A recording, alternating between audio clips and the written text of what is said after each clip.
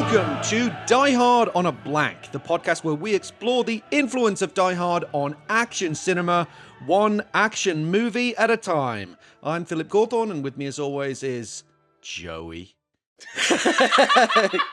aka Liam Billingham, and today's film is A History of Violence. It's Die Hard in a diner. You know, I have to say, this episode is a bit of a curveball, so I really appreciate that you threw a curveball and genuinely surprised me. I didn't plan that, It but was amazing. I have to say, like, in terms of the history with this one, I want to ask yours. But when this movie came out, I remember going to see it, and for like weeks, if not months afterwards, me and my buddy Fred would constantly be like, "Oh, can you just get me a pint?" Joey. Yeah, well, we were obsessed with it. We Phil loved this is wearing movie. black sunglasses and has shaved his head and put on a suit for this episode. So he's really committed to the bit. I am. So, do you remember? You know, there's a lot to cover. But we are going to keep it quite tight in the spirit of this movie, which is very it's precise. 95 minutes. God Just bless. like not a moment wasted. Do you remember seeing this one when it came out? Oh, What's yeah. your history with it? I was really pumped for this movie. It was right at the end of college, and I was really getting into like reading international film festival coverage. And I believe this movie had been like rapturously received at the Cannes Film or Toronto, one of those two. And so I was really excited for it. And I remember seeing it and kind of I didn't understand the style of the movie at all as a 25-year-old, which in retrospect doesn't make a lot of sense. And then I rewatched it on video a bunch, and I liked it. And then I took like a huge gap and rewatched it this month. You know, it's its 30th anniversary this fall. We're like coming right up on it, or it just happened, I guess I should say. And you know, it just got a 4K release from the Criterion Collection. And I rewatched it like 5 months ago in the summer, and I was like, "Holy shit! This is one of the best movies of the century." Yeah, like this widely movie is considered to be that. incredible. Yeah. And I brought it to you to do for the show because I think it has like it's sort of like an inverse Die Hard, which we can talk about after we hear about your history. We certainly will. And I had already had it on my long list, you know, but you really like forced the issue, and I'm glad you did because it's such a great movie, and it really is relevant. My history with it, I remember seeing it when it came out, loved it. I don't have too much more to say beyond that, but what I do want to ask you is where this fits for you for your top three Cronenbergs, basically. Okay. I wanted to ask you because for me, I would say this is probably my number one Cronenberg, which is interesting because it's almost the most atypical Cronenberg movie. Oh, it's the most it announced totally straight, you know, the most sort of normie but see, Cronenberg, that's the thing. But he can't help but get a little bit weird. It's so dense. I mean, the straightness of this movie is so complicated by its style. Hit me with your top three. I would put this in my top three. Okay. I actually have two of the late period Cronenbergs in my top three. And one of them is going to be controversial. So I would put this at probably one or two. Videodrome, obviously. Videodrome's in mine. Videodrome is like, I mean, oh my God. Long live the new flesh. And also just like maybe the perfect summation of Cronenberg in some weird way. And also what I like, I won't spend too much time on this. What I like about Videodrome is it takes all of his weird idiosyncrasies, including his like interest in public access television in Canada, and turns it into this like absolute feast. I think it's amazing. And then my number three is A Dangerous Method. Oh, I love A Dangerous Knightley, Method. Yeah. Viggo Fassbender film. I'm just like, I've only seen the film twice, I think. Yeah. I think it's such a ballsy film, and I think the final shot of Fassbender is sort of like haunted by the world that he's creating through psychology. Is just like, I just love movies that suggest that work on the surface and suggest an iceberg. And I think that A Dangerous Method is that film. As someone who's married to a therapist as well, I mean, the scene where Freud and Jung are discussing each other's dreams, you know, it's just like that. This is just like, this is amazing. Yeah, I actually didn't think about that because, again, it's not what I think of as a typical Cronenberg movie. The third one I would put in my list, and actually arguably for the number one, is Scanners, which I think Scanner's is great. potentially his best film, actually. And probably almost arguably his most Cronenbergian film. Yeah. In some respect, I think Videodrome too. But there's something really I love. Scanners is this fantastic mix of incredible control and incredible chaos at the same time. It's Yep. like it takes a chaotic idea, but it puts these parameters around it and a structure around it. That's something I love in Cronenberg's work. Also, a big Existence was huge when I was at university, sort of Yeah. at turn of this end of the century, and I do have a soft spot for Crash. A big soft Oh, spot that movie's wild, for dude. Crash. I mean, I'm well known as a Spader Crusader, and I particularly love him when he's in full on. Spader Crusaders rise up! When Spader's in full on perv mode. Yeah. You know, That's a different kind of Philly special. Yeah, ladies yeah. and gentlemen. It's a lascivious That's Philly special. It's another pod. And but I love the weird coldness of Crash, and his mastery of tone, and obviously he's an extraordinary artist and filmmaker. So I just wanted to put this in a bit of the wider context of his career. Let's get some fast facts in play before we dig into the Die Hard DNA and the main event. Yes. This movie was directed by David Cronenberg. The screenplay was by Josh Olson, Academy Award nominated screenplay, actually. Incredible for script. adapted screenplay based on A History of Violence, the graphic novel by John Wagner and Vince Locke. It stars Viggo Mortensen, Maria Bello, William Hurt, Ed Harris. It was distributed by New Line in the US. New Line again, the great New Line. It did play at Cannes, competed for the Palme d'Or, May 16th, 2005. It was released in Cannes and then had a wider release September 23rd, 2005 in the US. On a budget of $32 million, it grossed $61.4 million and received tremendous critical acclaim to this day, as its reputation has lived on. And interestingly, another little tidbit about it was that it was one of the last, if not the last, films to be released on VHS. Oh. So a little bit of an interesting fact. Can I ask you a question? Of course you can. In your planning of this episode, did anything about the New Line logo come up? It did. Okay. yeah. So yeah. Okay. Thank you so much for asking. Yeah. That was tremendously. Because I was very excited. You caught that on the commentary, huh? Yeah. Cool. I caught it, baby. Yeah. That's going to come back. All right. Well, let's pay off that setup. Chekhov's New Line logo in a section that we like to call Die Hard DNA. Right. So why the heck are we talking about it on this podcast? Well, we have said many times that the Die Hard paradigm is fundamentally bad guys take over a blank and it's up to one guy to fight back. In this instance, we have bad guys taking over a diner and it's up to one seemingly ordinary guy to fight back. That Die Hard-esque scenario, the scene in the diner, while it may be brief, is the catalytic event for this entire film. In screenwriting terms, that's the inciting incident. It sets the entire story in motion. It changes the lives of multiple characters, even those who weren't actually present at the incident itself.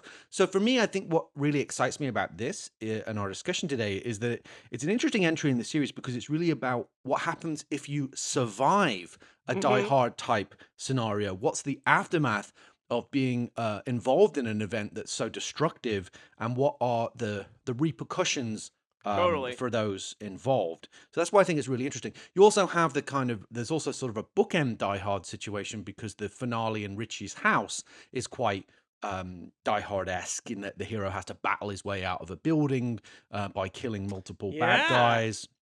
It's also fundamentally a story about a seemingly ordinary, average American guy who has to mine hidden depths of strength and ferocity in order to protect his family from various ruthless criminals, as in Die Hard. Those criminals are extremely vivid and colorful as characters, played by extremely strong, highly respected actors with extensive stage experience. Ed Harris, William Hurt, again, as in Die Hard with Alan Rickman and Alexander Goodenough and so forth. There is a meta reference to other action movies in the film. I don't know if you caught that one. Fogerty, the Ed Harris character, references Dirty Harry. Right. Is that in the diner? Doesn't I matter think it if you can't is. remember. I but think yeah. it because he said, Okay. "Oh, we better get out of here before he goes all dirty Harry on Yeah, us." that's what it is. Right? Yeah, I was rewatching it last So night. again, just like Die Hard was Yeah. references Rambo and various westerns. Like John McClane, Tom Stoll, the Viggo Mortensen character, has 2 kids, a boy and a girl, and he will do anything, including killing multiple people, to protect them. Also, at its emotional heart, it's about a guy who is going through marital problems, trying to find a way to reconcile his complicated relationship with his wife, just like Die Hard. And there is an interesting tidbit I discovered on the commentary, but would you like to say what it is as you Well, caught that one? I thought this was going to be a trivia quiz. Yes. Would The have been a good one, main actually. Yeah, yeah. the main theme, or the excuse me, not the main theme, the very classic, I would say, New Line opening logo composition, the music is by Michael Kamen of Die Hard and Lethal Weapon fame, and I So. hope that dude just got a nice little residge check every time that played. I'm sure he That's didn't, the but that's it's the one, good. right? No, For an, that's or actually the Robin Hood one. The New Line one is dee dee dee dee dee dee dee dee dee dee dee. That one. okay, okay. Still, Michael Kamen. Michael Kamen probably wrote the one that you just sang too, which is God, what's the film? It's the Morgan Creek. I Right, think you just okay, sang okay. Morgan Creek. I need That's to all do right. more work on my No, you film don't. I think company you've got logo enough karaoke. things. That's a You've got great. enough things going on. All right, we'll get into it in more detail after this quick break. And we're back. How was your break, Joey?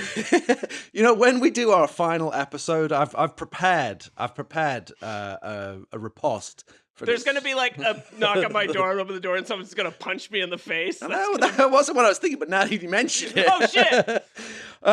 It was fine. Thank you for asking. So we are into the meat of the sandwich here, an anatomy of an action movie, our main section of the show, where we explore the tenets. We live in a twilight world. And there are no friends at dusk of an action motion picture, starting with the premise. The premise of History of Violence is as follows. It's a little bit detailed, but worth spelling out. So, mild-mannered family man Tom Stall, Viggo Mortensen, owns and runs a diner in the small Norman Rockwellian town of Millbrook, Indiana. Edward Hopper kind of vibes too, yeah.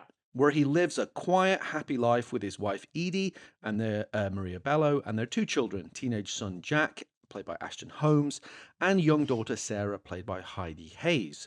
However, Tom's seemingly idyllic existence is shattered when he thwarts an attempted robbery at the diner, killing 2 murderous criminals in the process. The local media lauds Tom as a hero, and the subsequent press attention results in the appearance of sinister Philadelphia mobster Carl Fogarty, played by Ed Harris, who believes that Tom Stall is in fact Joey Cusack, a fellow mobster from his past. As Fogerty and his henchmen begin threatening Tom and his family, much of the subsequent tension stems from the uncertainty as to who Tom really is and what he intends to do about this escalating threat to those he loves. So, well done. Thanks. I suppose, should we start with a big ticket question and then we can break down some of the other things? But sure. What's this movie about? Well, I was going to say when we were discussing Cronenberg, and I think this will help lead into that, which is there are very few directors who exist, really, that can make movies that feel like metaphors.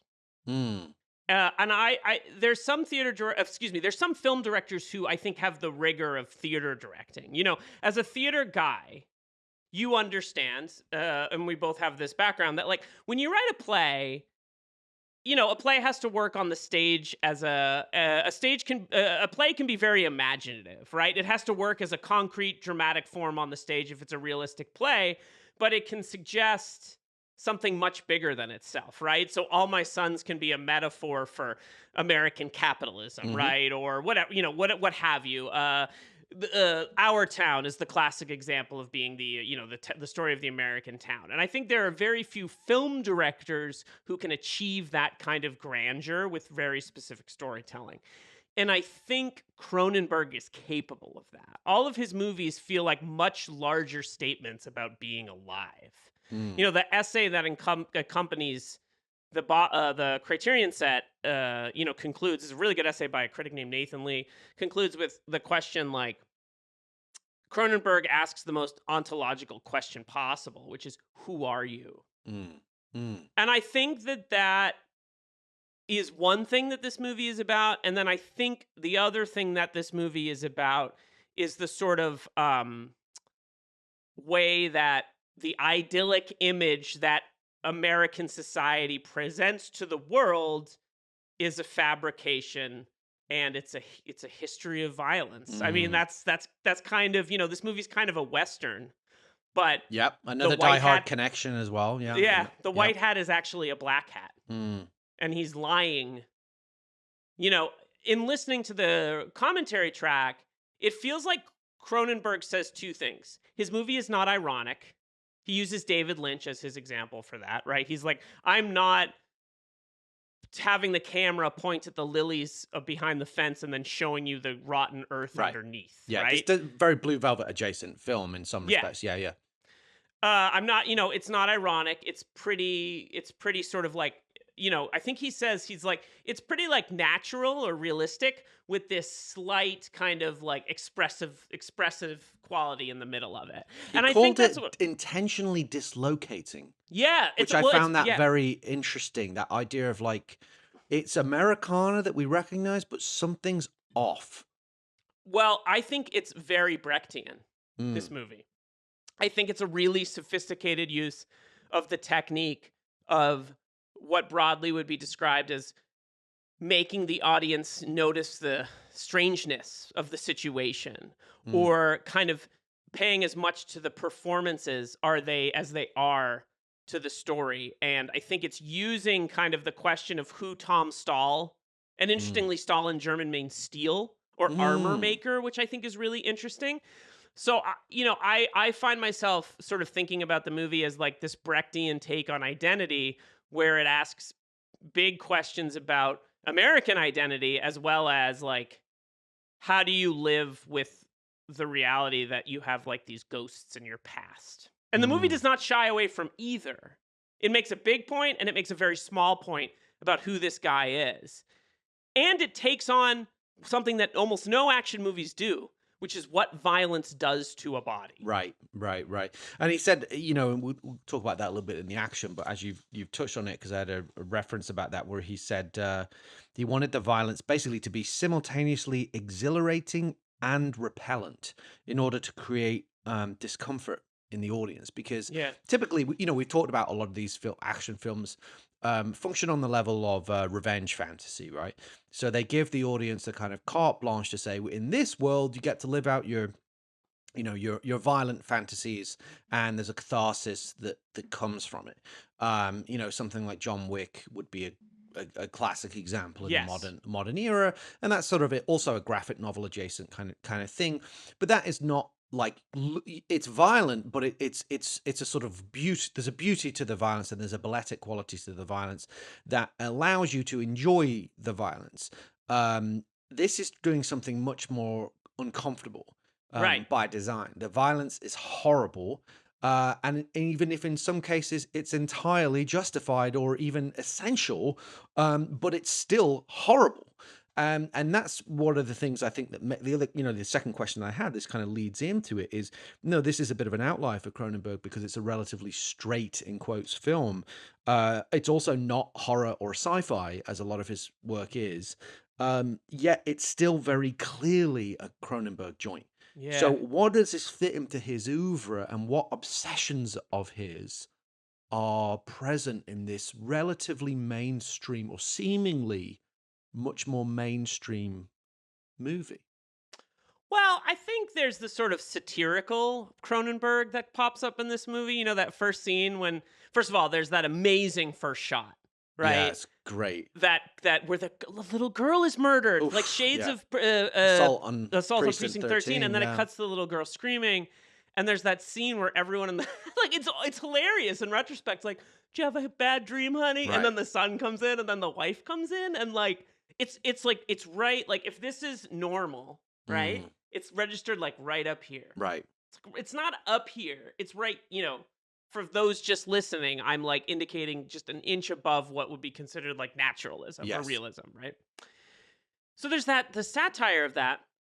I think there's the body horror in the sense that like there's the shot of the one of the two diner robbers, for Yeah. lack of a better word, with his face just like Yeah. I'm like thinking it's so It's horrible. disgusting Yeah. coming off his body. And the movie doesn't shy away from that at any point. It really shows the impact. You know, you probably know this, but if our audience does not, there is a cut scene from the Yes. movie Let's talk about it. where Ed Harris, if I remember correctly, is on the ground dead, and a gun comes out of his I'll belly I'll, and lay, I'll lay it shoots. out. I'll lay it out for Yeah, anyone that's unfamiliar. It's called Scene 44, is what it's kind of known as around the film. Basically, what happens is, it's Ed Harris. It's a dream sequence, but you're not totally sure what's going on at the time. Ed Harris is in the diner, and so is Viggo Mortensen, and it's just the two of them. And Ed Harris basically says, "I'm going to kill you. I'm going to kill your family. I'm going to kill everybody you care about." And Viggo Mortensen just very kind of calmly reaches under the counter and takes out a shotgun and blasts him in the right. chest. Ed Harris's character then he's on the floor with his chest ripped open. You can literally see his ribs, and the wound is steaming, and it's all extremely gory. Ugh. And he just kind of smiles and leans up and draws his own gun and then shoots him, and it cuts That's to what black. it is. There was a version of it where David Cronenberg said he considered the idea of Ed Harris's character pulling a gun out of his chest cavity and then shooting him, but he thought it was too Videodrome, too similar to Well, it's, some yeah, it's kind of imagery him in playing a Videodrome. hit, right? Yeah, Like, and that's why he decided to cut it out. It just didn't really fit. It felt like it was like too Cronenbergian, maybe, like you said. Yeah, too much of a classical hat and a thing, hat. and it did. Yeah, it just Yeah. didn't really fit with the sort of clean simplicity. And yeah, it is almost naturalistic, this film. But as you say, but not quite. There is that it's on that slightly off frequency, as you said. The dial is just one or two notches off normalcy, Very even though peculiar. everything looks normal. These are things we recognize: the high school, the diner, Main Street, USA. But something's just eerily off that gives you that kind of discomfort, throughout the film. And not everybody gets that. Not everybody understands that is very intentional. Yeah. This is about archetypes and stereotypes to some extent, and a kind of collective shared fantasy that people have about America. America just so often, I feel like, is, and this is not exclusive to America, but I think it's particularly apt within the American psyche, the idea that there was this halcyon 1950s, everybody got along, and there's Main Street, USA, and you could leave your door unlocked, and actually the reality is very much more dark and sinister Yeah. about the 50s, especially with the history of racism and violence in America. But there is that fantasy exists somehow, and this film is sort of playing with that. I think the setting of that particular street, and it's so sort of quaint. It reminds me of like Hoosiers, Yeah. which is Yeah. set in Indiana, right? Yeah. That type of thing with the barbershop and the diner and the bowling alley. They're very sort of classical Americana locations, But because it's Cronenberg, he sort of takes all of those elements and then just like fucks with it, Tweaks him a little bit. tweaks the nipple, so to speak. Well, yes. And so I think it's like Cronenberg is one of the few directors who has a adjective that can be used to, Fellini-esque. Mm-hmm. I don't know if there's a good one for Kurosawa, but and Cronenberg-esque or whatever. Yeah, Cronenbergian. Yeah. Bergman-esque would be another one. I think that what this movie, and I think the subsequent ones, which are Eastern Promises, which is a Yes. movie I like, though I don't think is as successful as this one, and Dangerous Method, are him at his most subtly intellectual. I mean, he's a real intellectual, Yeah. I've said this before to you, but he was one of the last guests on Mark Maron's podcast, WTF. And Maron made some kind of comment about how, people had issues with the second half of his latest film, and that it sort of got like confusing and weird. And he was like, "Oh, what is it supposed to be, a well-made Victorian play?" Yeah. And like I've been thinking about that for months, because it's just such a thing that a smart, you know, erudite intellectual would say. You know, he references Edward Hopper on the commentary track, and like he's just well versed in these things. And I will say, some of the best movies ever made about America have been made not by Americans. Absolutely, and we've talked You about know, that with like Thelma and Louise on hmm on our Patreon. Um, made nice by a plug. Brit. Yeah, Shot by a Brit, and has this like. I think you almost have to be an outsider in some respects to look at the subculture with a bit of critical distance. totally. And yeah, he's very he is very Canadian, and it is an interesting. It kind of like nails it actually to like this is how a Canadian sees America or Yeah. sees Americana, and therefore it's just a bit odd, Well, you know. yeah, totally. You know, and so to me, it's like I feel like they're the sort of his interests are all there. They're just a little more subtle. The body horror, the identity question, And the sex as well, like the sex. frank, like pretty on the edge, and uncompromising portrayals of sexuality, particularly the scene on the stairs, which is a very psychologically complex Brutal. scene, right? Yeah. Where And this movie has the distinction of being the first movie with a 69 scene yeah, released in an American he theater. mentions that. Yeah. He's not sort of afraid to show, and it's also quite, it's within a loving marriage. Right. Some of the stuff, and then it starts to get a little bit more twisted and a little bit more complex with the scene on the stairs. But And let's go very ahead. quickly, Yeah, the yeah. last thing I'll say, not to belabor this, is that I think it also has a very Cronenbergian sense of humor. Which is Yes, a way, I think, to segue into our conversation about the performances, because I know we're going to talk about William Hurt at some point and how very much so. fucking funny he is in this movie. Yeah. Well, let's start before we get into our villains. Let's start with the hero and talk about Viggo Mortensen as Tom Stall slash Joey Cusack.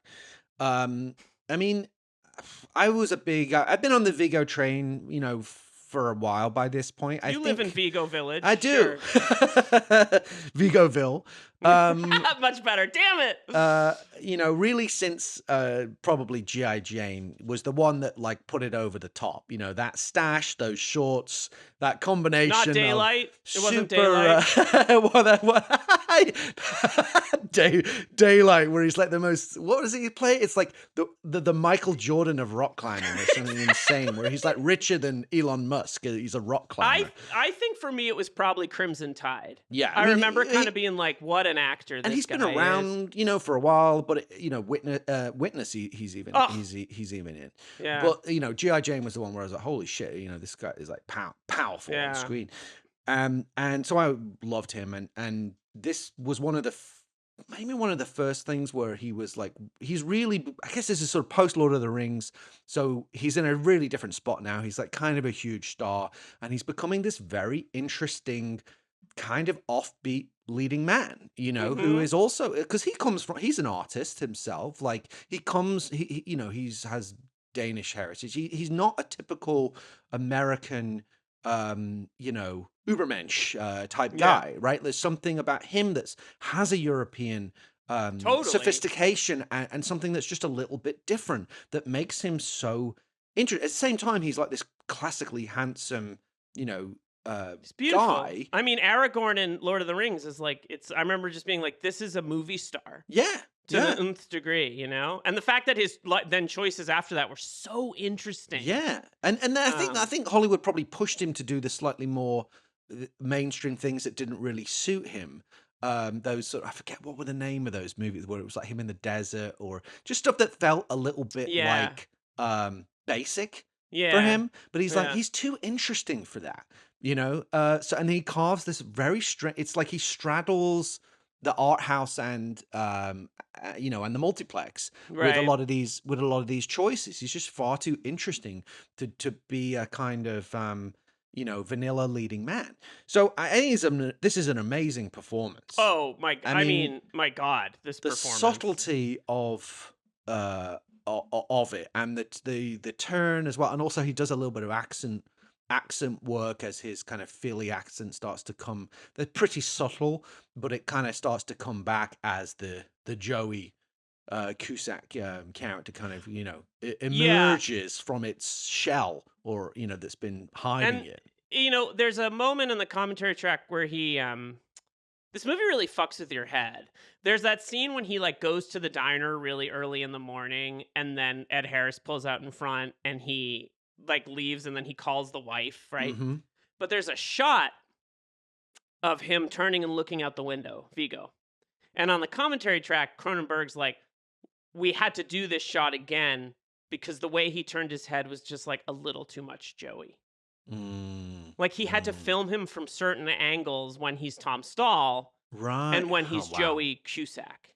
Fascinating. And that and I think that actually is a huge Cronenberg theme, which is like the birth of whatever is underneath, whether it's Yeah. Goldblum in The Fly, Right. like kind of becoming, Metamorphosis. yeah, Actually, metamorphosis, that's one of exactly. his Uber themes, I would Yeah, say, totally. right? The And kind of Fly, like Videodrome, Scanners, they exact, and all so have it's happening, but Existence, they all have that. it's very subtle in this one, Yeah. right? It feels like again, it's that idea of like suggest what is it I said before? It's like, suggest an iceberg underneath the surface, right? There's so much Mm. going on in the density and complexity of this performance. And like most amazingly, the final scene of this movie is like an astonishing thing. But what's incredible is that at the end, he kind of turns back into Tom Stahl when he goes back to the family. Mm. But you've seen him like murder 5 people, Mm. essentially, and you still feel for him. You never lose your sympathy for him somehow, Totally. because he's so charming and soft-spoken and sort of sweet as the Tom Stall character, which Yeah. suggests that in a way, like Joey Cusack must be an amazing actor, right? Yeah. To have created this guy. It's really interesting. The backstory was like, I took Joey out to the desert and killed him. What does Yeah. that mean? I mean, What literally happened when well, exactly. And you never know. And this is why it's such a fascinating sort of like that's where the movie verges on metaphor, right? For being for kind of what we sweep under the rug or the crime, Yeah. Cronenberg has this amazing movie that would probably I would consider for my top 3 crimes of the future, which came out Mm. in 2022, which I'm upset. I love that movie. And this almost could be called Crimes of the Past, right? It has that Yeah. kind of like complexity to it and this kind of like what are we to take away from the idea that he went into the desert and killed him, and like what is the impact on someone's psyche if they're like living a not even a double life, but they've suppressed the first life. And suppression and themes about those are also, I Yeah. think, of interest to Cronenberg. I think that's one of Cronenberg's themes. Well, that makes me think of like Naked Lunch in particular. The idea of sort of suppressing your Well, yeah. true self, right? Or another one of his more extreme movies. Amazing work by Viggo Mortensen. I found it amazing that Viggo wasn't nominated, but William Hurt was. I found that I mean, I don't know who else was nominated that year or whatnot. I do find it a bit that Maybe I it's a found that lifetime I achievement found that a award or bit something. odd. But Yeah. while we're on that subject, why don't we talk about the villains? Do you want to start with Richie or Carl Fogarty?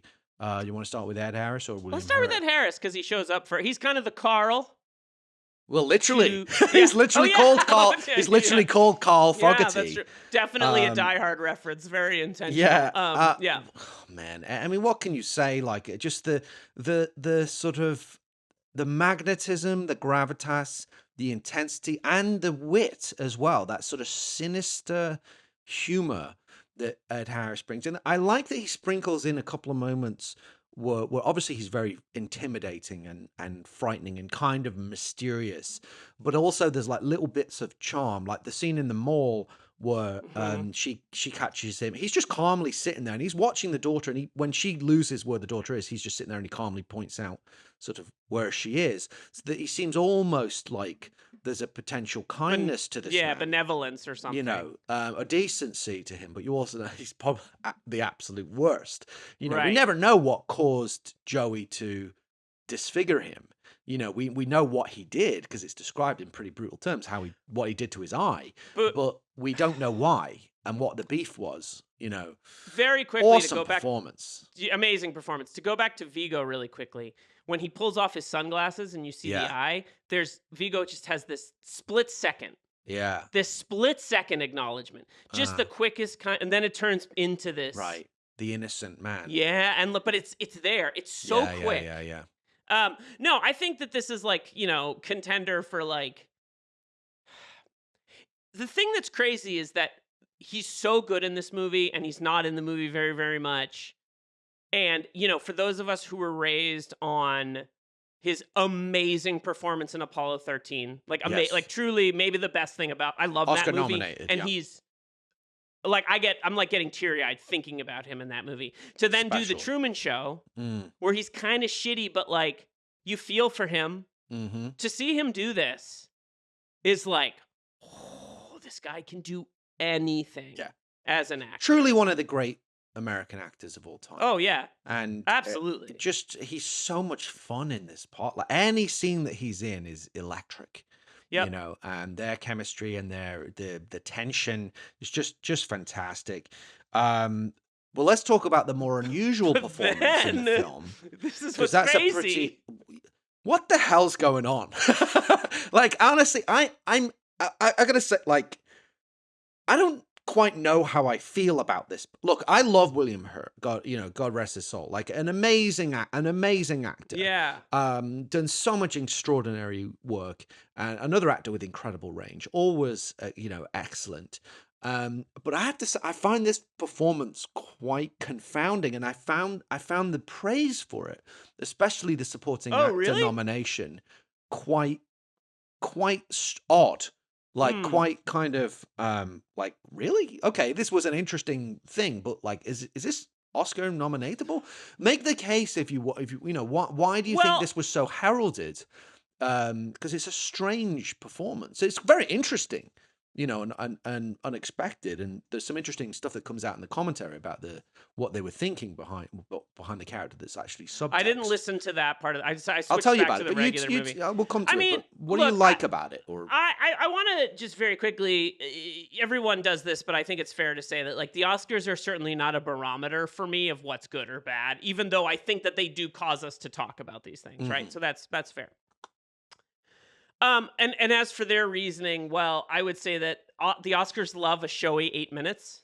They like Judi Dench in Shakespeare in Love. She's wonderful in that movie. It's Right, Judi fucking yeah. Dench. Right, like right, give right. Judi Dench an Oscar for like everything else that she's ever Sure, done, because she's sure. like a It's just like right place, right time. yeah, Sometimes, yeah, like, and I right. think that's what happened Yeah, here. yeah. He didn't win, I don't think. No, he and didn't. it would be, frankly, crazy for them to give it to him for this performance. Yeah, he's barely in it. He's barely in it. But this is what's so interesting and what I think is kind of provocative about Cronenberg. Like, so think of this movie as like almost like a Wizard of Oz. You're Yes, venturing into yes. this world. And it's fair to say that the origins of this are a comic book. Yes. And it is a gangster movie. It's just a gangster movie whose first hour and 20 minutes, the gangsters come into Oz or whatever, or the idyllic what's the name of the town? Millbrook? Yes. Millbrook, Ontario, which he turns into Millbrook, Indiana, and so you kind of get this glimpse of a larger world, and it's this like, my favorite subject, like white ethnic Philadelphia kind of thing, and it's the black sheep of the family returning home, and his dad and his older brother, is like, I can't articulate this, but like the William Hurt face of like Joey, like this kind of thing that he does. Yeah. It's sort of like the ultimate and final reveal of like, and I think that in some way what William Hurt is doing is showing you what Viggo Mortensen was like when he was Joey Cusack. This kind of like psychotic, flamboyant weirdo, which is so removed from the sort of like, you mentioned earlier that Viggo is European. He's Danish. Like there's a sort of like Scandinavian stoicism to this guy a little bit, but he's like has access to his feelings and he loves his wife. And so I just think it's like really set up to contrast that. And I also think Cronenberg was like, you're in it for 5 minutes. fucking go for it, man. I think that's Get when the weird. It movie feels like he's leaves just like get weird. Like naturalism. there's Exactly. something, It you know, leaves that Viggo's plane. doing something very sophisticated, but basically, you know, not straightforward. Because there's a lot of sophistication behind the subtlety of the acting, but he's playing a sort of somewhat of an archetypal character, and it's an idea that we understand. Similarly, I think with Ed Harris, it's like you're the really scary gangster, just be awesome, and he is. With this character, it's Well, don't like forget Bello too. We have to yeah, and mention Maria yeah, Bello oh yeah, we should. does that very so subtle, incredible, in Incredible this work. movie. But with the William Hurt character, it's like, yeah, just be weird. Like make the weirdest choices, you know, for how they built out this character. I also think I don't like the word brave because that sounds silly, but I will say that I think it's sort of like risky Yeah. for them to just to go for this. Because he's not that intimidating.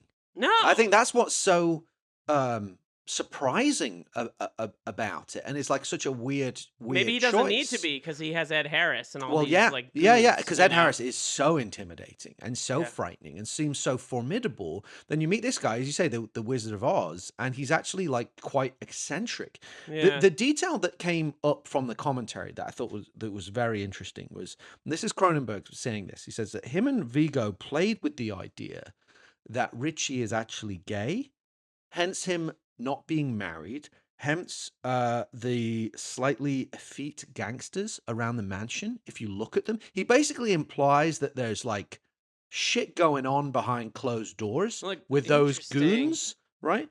And he describes him as deeply pretentious and something of a klutzy gangster, someone who is actually like he is you know, clumsy and kind of shit, actually, you know, like he does kind of stupid things. If you look at like how that action sequence plays I out, love like he gets that. locked out of the house, you know, he's like fumbling with the keys, you know, whereas actually Joey is pretty ruthless and extremely effective, you know, as a killing So machine. maybe he's the fuck up. Yeah. So I thought that was all like really interesting, and that kind of made sense. And then therefore there's that sense of where he's like all braggy about like, oh, I never got married because I could never find a woman that, you know, maybe want to give up all the others, and that's actually like Bluster. bravado. Yeah, Yeah. exactly. You know what I mean? So whether that's not overt text, but Cronenberg literally is talking about that on the commentary. I think it's open to interpretation, but it's an interesting way to make sense of it and to make it kind of quite interesting.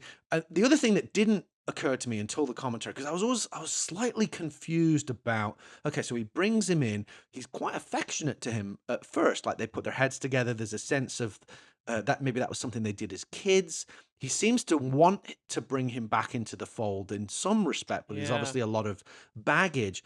But basically, it made sense to me when it was explained that essentially what he's doing in that whole sequence is seeing like, can Joey come back and be like part of the organization, or is he too far? Has he gone native, essentially, to use that old expression? Very Like, Western in some weird, like the Searchers. It's Yeah. very Searchers coded in some level, right? so, and through that conversation, he realizes, no, he really is committed to this other identity and life that he's built. He won't be coming back. And if that's the case, unfortunately, I don't want to do this, but I am going to have to kill him. And that's the journey that he goes on. So it's not a prerequisite when he shows up that he is going to kill him. He wants to talk to him and see, is there still a way forward where you could maybe rejoin the syndicate as like an enforcer or as my partner? And he just realizes that's just not gonna happen, and therefore the only thing I can do is clip him.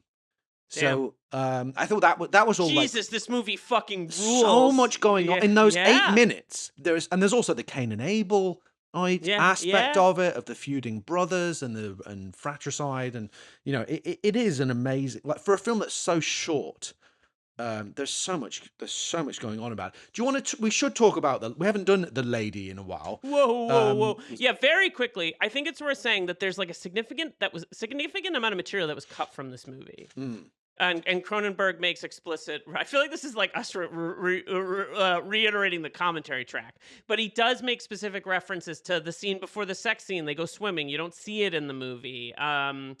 There's That's more of that right. kind of Yeah, stuff. they sort of go skinny dipping. They're playing with Yeah. sort of teenage fantasy stuff. Yeah, it's Yeah. so interesting. Yeah, Maria Bello. Part of the appeal of Wow. bringing this Why back was is this not nominated? I mean, yeah. I come mean, on. well, I think part of what made us decide to do this is where we recently covered Assault on Precinct Right. 13, which, with no disrespect to her, it's not her best work. She is amazing. In Oh, this it's movie. unbelievable. Like that sex scene on the staircase. Yeah. I remember seeing in the movie theater on like a Friday night, general release. So it had played New York and LA or wherever. And it was a pretty packed theater. Because Yeah. back then Yeah. people went and saw shit like this. Yeah. They didn't watch it at home on Hulu. And the theater was silent. Mm. No one really knew, because it's like, is this rape? What is happening? Cronenberg kind of if this movie came out now, like the debate about it would be so, and maybe rightfully so, would be really complicated because it's a really complicated scene. But what's so powerful about the sort of, let's say, schizophrenic identity or fractured identity of Tom Stahl / Joey Cusack is that it suggests this about his wife as well. That there's another identity at play here. And in fact, that people are like really malleable. And in some ways, this movie ends with the sort of like cathartic idea of the dramatic idea of like Aristotelian, and I'm sure this is Cronenberg's thing, of like the tensions are cut away. The catharsis has happened. Everything is status quo. But in very typical Cronenbergian session, people have learned things about each other that they cannot unlearn. Yeah. And that's what's so complicated about the sort of ending of this movie, is that, like, how do you live knowing what you now know? Yeah. There's one of the scene, I think, where she's really exceptional. I mean, she's exceptional throughout the film, but there's one of that was quite searing, where she goes to see him I think it's in the hospital, and I think that's after he's killed Ed Harris, or he's like him and his son, right? And when she realized, no, he really is Joey, and she almost throws up. Because it's not just an intellectual idea. She feels it in her body, which is also very Cronenbergian, right? Because he's obsessed with the body and the impact of ephemeral events, or in some cases not ephemeral events, visceral events on the human body. So that was apparently her choice. She's extraordinary in this. Oh my God. This movie. Well, and I also just want to say that, like, what's so good about this movie is that, like, I remember that moment the first time she almost throws up. Yeah. And kind of when I was a little younger, and I like kind of being like, this is so melodramatic. But he's acknowledging that. Like, there's an acknowledgement of the kind of like heightened reality of this situation. And yet by the end, it's so haunting. This movie is like so haunting and brutal. The other thing, it's it's not like they're just living a kind of mediocre marriage. They have a very healthy sex life. They are fucking into each other, these two characters. Well, they're both hot. I mean, they both look amazing. They've got two kids, but they're still like very much in love, and there's a strong sexual attraction between them. Their bodies are very connected. So she's given herself over to this man, totally. So for her to realize, like, this, he's not even the person that I'm. He's not the person I thought he was. That would give you a visceral, like, a revulsion, that would be very complex. But at the same time, what the sex scene on the stairs gets into in a tricky way is, like, there's also some level of turn on for her, even combined with an intellectual revulsion of the Joey Cusack, like this guy exists in him somehow. So there's that line very early, interesting and complex. Yeah, go ahead. And there's that line early in the movie. She says, "We never got to be young together." Yes. And like, I mean, the teenage fantasy. Stuff. But then there's so many bigger things being suggested by that sex scene. I mean, that sex scene is on the staircase. Yeah, is one of the most, like, outright provocative things to maybe ever be in a mainstream American movie. I mean, it is so intense and so amazing.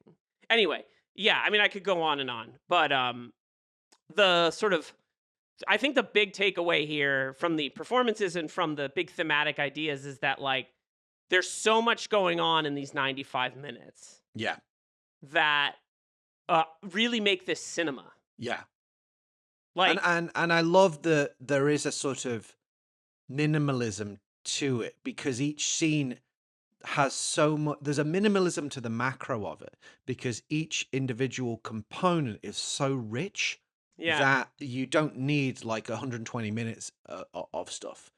You only need this very lean, it's just such an extraordinarily like disciplined Well, film, you know. you know what film it weirdly reminded of that's getting raves this year is One Battle After Another. Yes, right. But that's not a 95-minute film. That's a That's sprawling epic. That's a sprawling epic, and I also think that, and I really, really I loved that film. Me too. I'm have in the seen bag it now, by the way. So I know it came up in another episode, and I hadn't seen it yet. But and next time we hang out, we have to get a few small beers. But one thing that keeps getting, I don't want to get into this too much because it's a hugely rich conversation. There's a lot of talk about how political that movie is. Yeah.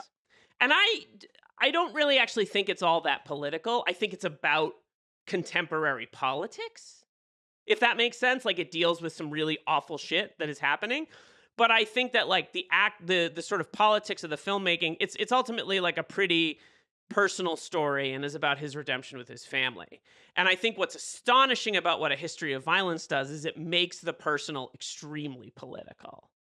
In that, like, the movie is about sort of brushing under the rug. The daughter pulling out the chair at the end of the movie is both redemptive and also like, how else do you live in a society?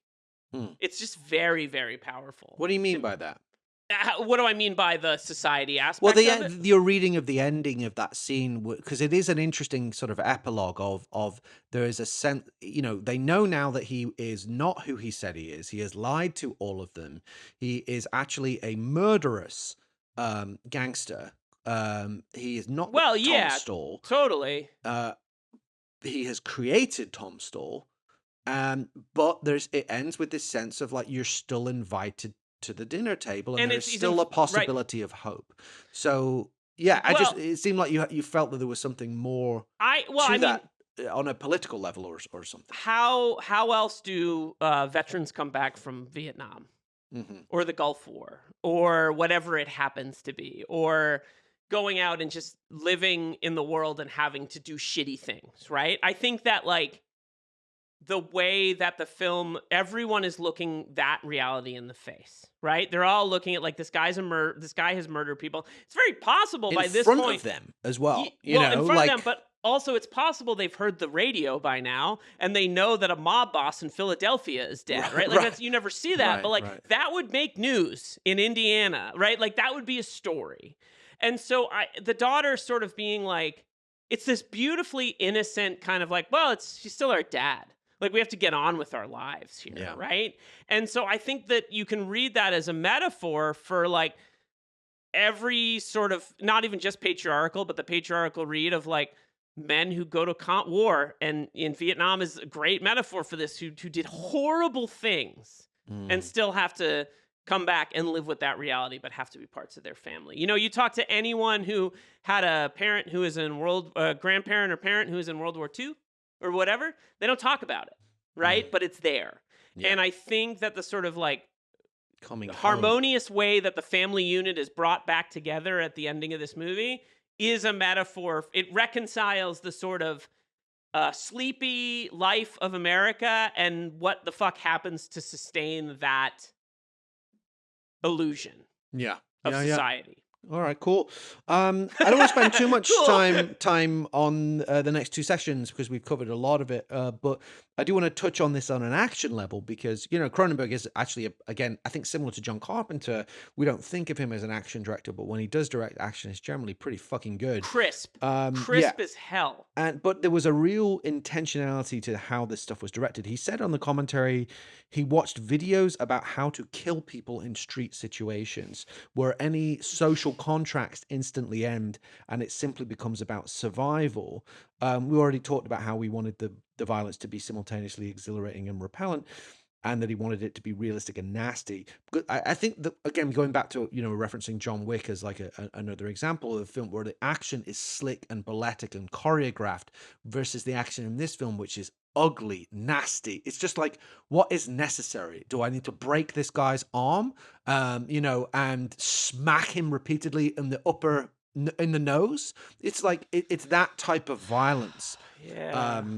Or hitting him in the face with a hot it's coffee kind of pot. it's not kind of cool, Yeah. it's like hideous, but it's Well- what's necessary to destroy the body in a situation that is a survival situation. So it's not it's an important choice in how the action is framed, because sometimes it is cathartic, but it's also grotesque, and that's, I think, Cronenberg's ultimate point. You're not impressed by the violence in this movie. No, it's revolting. You're impressed by the violence in John Wick. I actually think is something interesting, which is, if this is, if over here is History of Violence and over here is John Wick, I've been revisiting the Bourne movies. Mm-hmm. And I think especially Ultimatum and Supremacy are right in the middle of those two things, where like it's a thrilling caper and they're really good action movies, but Jason Bourne is the great reluctant action hero. Yeah. But it's still thrilling to watch him jump through a window in Morocco and have like an incredibly complex fist fight with a guy, right? And you're right. I think that like the crispness of the violence in this movie, and the fact that it feels necessary, is really different from the way John Wick can mow down 30 guys with gung fu, right? Yeah. Like it's one person dying in this movie is 50 henchmen in John Wick. Right. Yeah, well put. The final section and the final tenet is the humor. This is actually quite a funny film in a weird way. Yeah. It's hard. It's not like ha funny, but there's a sort of it's a awkward laugh funny. Ashton Holmes is funny. Yes. He's kind of like a little Jesse Eisenberg. That little right? subplot. Yeah, and with the bully, and like, Yeah. I do love the scene where he kind of outsmarts the bully. He's like, "Well, which one am I?" Like, and I like that. I mean, yeah, it's funny, and it's also funny in that like particular Americana way. Mm-hmm. And then William Hurt's hilarious. Yeah. All right. Well, why don't we move into our favorite section of the show, the Die Hard Oscars, aka the Action Movie Awards, and hand out some categories. The suit that I'm going to put on for this one is my Philadelphia mobster outfit. Okay. Which is it. what? I don't know. Okay. All right. So the John McClane Yippee Award for Best Line. A few really interesting ones. The nominees, here's the ones I wrote down. Tom Stall says, "In this family, we do not solve our problems by hitting people," to which his son Jack replies, "No, in this family, we shoot them." Which was quite powerful. Then there's the whole Fogerty speech, the Ed Harris speech, where he's like, "This isn't a completely dead eye. It still works a bit. The problem is the only thing I can see with it is Joey Cusack." The way he delivers that, amazing. Shit, dude. Carl Fogarty, when he says as well, like, "You got anything to say before I blow your brains out, you miserable prick? I should have killed you back in Philly." That is amazing. Yeah, Joey. You should have. Because that's when it all comes together, right? Yeah, well, that's when he admits it. Fuck. But my favorite line in the whole movie, that I think it opens up such fascinating possibilities, and bringing this to a dangerous method that he will go on to make, and that the idea of dreams, is when Richie says, "When you dream, are you still Joey?" Yeah. I thought that probably was that's my favorite line, and I think that is a fascinating line because the question's never answered. Yeah. So no, I think that's my it. favorite. I think that's so fucking interesting. Totally. Yeah. The Hans Gruber Exceptional Thief Award for stealing the film. Tough category. Maria Bello as Edie Stall, Ed Harris as Carl Fogarty, William Hurt as Richie Cusack, and Ashton Holmes as Jack Stall are the folks I have nominated. The chap who plays the sheriff is very good as well, actually. He's wonderful. My pick has got to be Maria Bello. I agree. just think she's amazing in this movie. I agree, yeah. And I think she's unsung for how incredible she is in I this agree. movie. Yeah, I'm with you on that. The Dick Thornburg Award for Dick of the Movie. We haven't really talked about these guys, but I've nominated the two initial drifter criminals. Stephen McHattie as Leland, who is the older guy, and Greg Burke as Billy, who a lot of people think is Jason Clarke because he is a dead ringer for Jason Clarke. Of course, it's actually not him. They interestingly worked on a backstory that's not in the film that Leland was Billy's uncle, Yeah. which kind of, I thought that was really interesting. So I've nominated those two plus Kyle Schmid as Bobby, the school bully, who sucks. He sucks. Fuck that dude. He's the worst one. I hate him. You have to give it to Stephen McHattie, I think, because I think he is the horrible iconography of this film. Yeah. He represents. He has no connection to Ed Harris. Coffee. Yeah. You're like, fuck. But it's horrible. he's the first thing you see in the movie. He kind of defines the tone of the movie. Yeah. And I think he does a lot with his limited screen time. He's great at this sort of larger than life, grotesque, evil villain that also feels like a guy you could meet somehow. Well, there's that great moment where Bobby cuts him off and Bobby goes to give him the middle finger and they just look at him. Oh, that's so good. And he's like, you want to know what evil is? Right. What a real bad guy is. Totally. Yeah. And the levels of violence and this movie it's so good. It's so good. All right, that's a good choice. Best Death is our final category, presented by Marco. Fuck it. No more table! Next time you have a chance to kill someone, don't hesitate. That's what we call committing to the moment. Well, I was like, what am I going to be like, no more table, Joey? Like, what am I going to do? There's it's too hard. You did both. Amazing work. Yeah. All right. Tom smashing Leland with the coffee pot, then shooting him in the head. Shit rocks. Great. Shit rocks. I know we're supposed to be like horrified by the violence and blah, come on. That was shit pretty rocks. cool. Jack shooting Fogerty in the back with the shotgun, his son, in a pretty unexpected moment. And then Tom/Joey shooting Richie in the head as he fumbles with his keys to end the cycle and perhaps start over. Notice the scene as well after that where he it's like quite baptismal almost. It's like he cleanses himself in the little lake there. That's a big thing in Eastern Promises too. The showers that anyway, and the ending at the that water. Was shot on the street I used to live in on St. John Street in Clerkenwell. Are you a fan London. of that movie? I am, yeah. Yeah, it's really powerful. But I prefer. It's so sort of horrible. Yeah. The world is so horrible. Yeah. And some of the subject matter is so like. Oof. Yeah, it's a great movie, but it's not. It's movie. Like it's hard to rewatch because it's just so unpleasant. So Stephen Knight coded that movie. It's so great movie, and Viggo's obviously amazing, and as a and so's cast Naomi Watts, Vincent Cassell, and Armin Mueller-Stahl.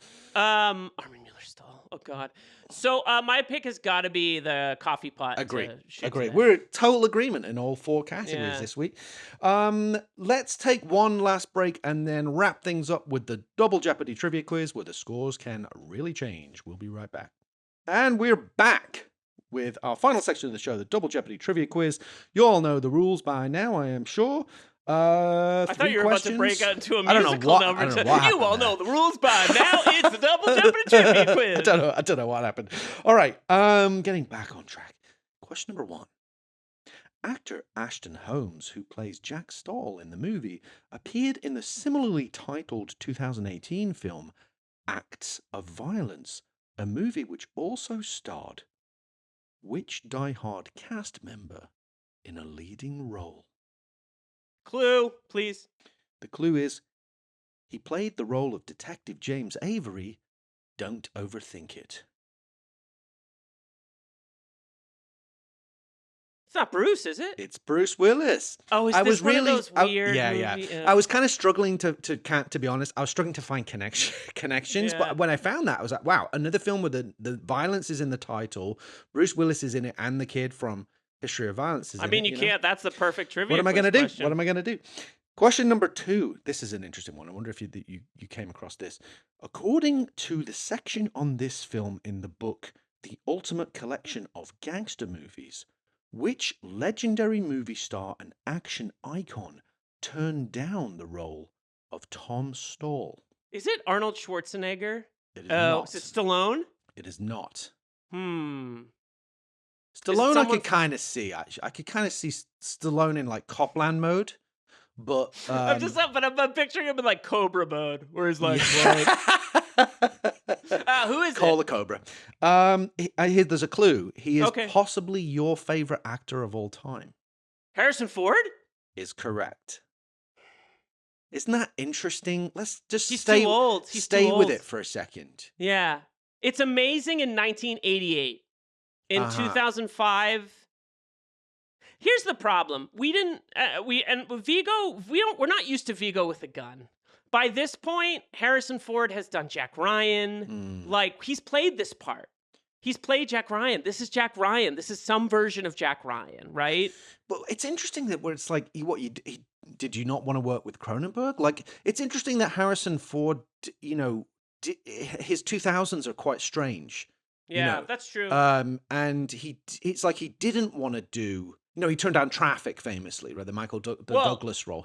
It's like he didn't want to work with these auteurs almost. He's an older guy at this point. He was like, he knew what his brand was, maybe what his start, and he was in a slightly, his 2000s are quite strange. And then he has this massive kind of late career renaissance. Now, speaking of Harrison Ford, is it Cronenberg or Lynch who turns down Return of the Jedi? It's Lynch. Lynch turned down Return of the Jedi. No, but I think Maybe Cronenberg both was of them. approached. I think they both did. Yeah, because they were looking for the ballers, dude.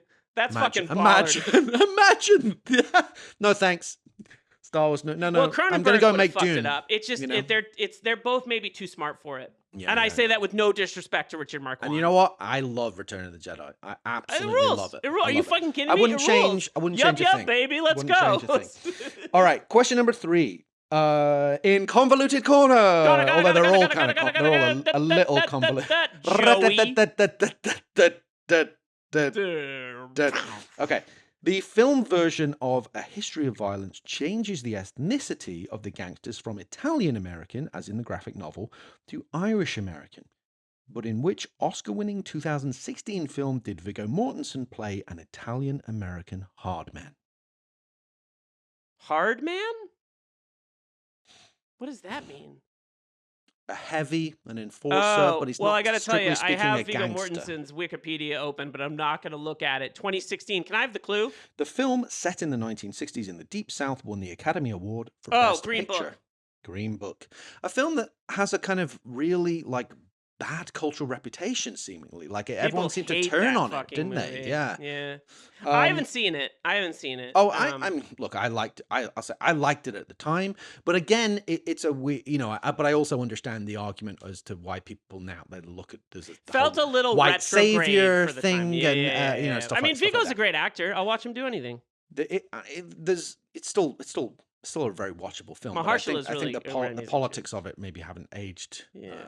Aged. Well, anyways, all right. Yeah. Separate conversation that I'm not qualified to have. That's it.